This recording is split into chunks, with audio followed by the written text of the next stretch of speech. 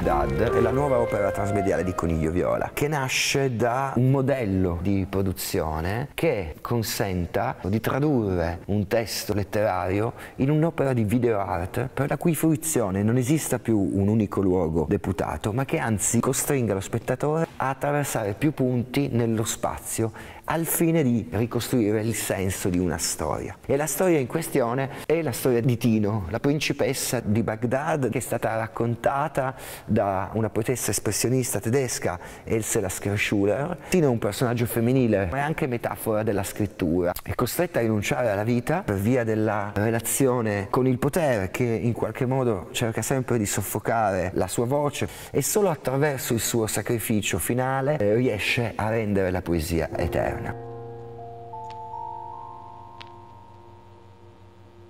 E quando al mattino una fiammeggiante mano dorata benedì il Cairo in fiore, Tino aveva dimenticato il suo nome e non sapevano nominarlo tutti coloro che con lei e con suo padre erano partiti per l'Egitto. Il testo è caratterizzato da una struttura non lineare, pertanto è assolutamente indifferente l'ordine in cui gli episodi della vita di Tino vengono letti. Ecco che allora possiamo ragionare su come trasformare questo testo in un esperimento che mette in discussione i tradizionali modelli di fruizione.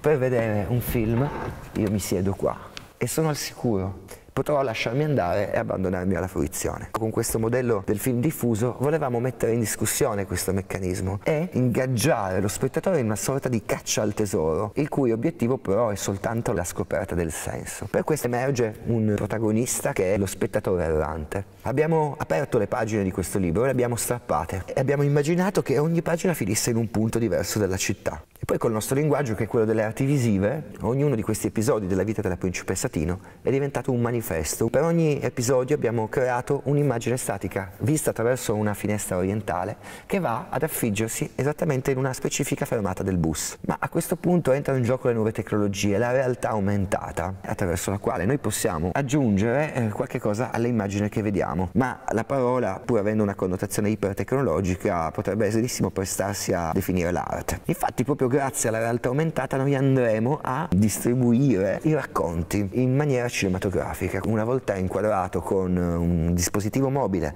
scaricando un'app appositamente creata per questo progetto che si chiama Tino, vedremo sovrapposte direttamente all'architettura metropolitana i nostri quadri animati. Un film vero e proprio, ma a spezzoni, frammentato in 31 luoghi diversi della città. Come trovare i manifesti? Ci sarà semplicemente una mappa sul sito www.tinobaghdad.com e da lì potremo capire da dove iniziare il viaggio. Il viaggio può iniziare infatti da qualsiasi punto. In ogni caso si tratta di un gioco attraverso il quale bisogna ricombinare delle tessere per ricostruire una storia e poi condividerla, perché l'ultimo invito che rivolgiamo agli spettatori è quello di tornare a casa e riscrivere la storia. Una vera e propria ricombinazione delle tessere che ci permetterà di assistere veramente a una moltiplicazione della letteratura e a trasformare il lettore in coautore. Stiamo lavorando con linguaggi e idee antiche. Un utilizzo sensato che possiamo fare degli strumenti nuovi che abbiamo è proprio capire come si colleghino a un immaginario che è comunque umano, che è preesistente, che non è solo tecnologico. L'idea è stata quella di recuperare una tecnica molto antica che è quella dell'incisione su fogli di rame. Abbiamo costruito una specie di teatrino utilizzando la scenotecnica. A tutto questo sono stati aggiunti in primo piano i personaggi che interagiscono nella scena. Per quanto riguarda le maschere abbiamo lavorato soprattutto su figure di animali che fanno parte dell'immaginario dell'autrice oltre che nostra. Rispetto al passato emerge molto di più l'aspetto artigianale di produzione, la componente tecnica non tanto digitale ma legata alla pittura. Siamo ispirati molto al teatro delle ombre, l'idea di muovere a mano gli oggetti, quindi di affiancare da un lato la distribuzione così high tech con tecniche assolutamente artigianali di realizzazione.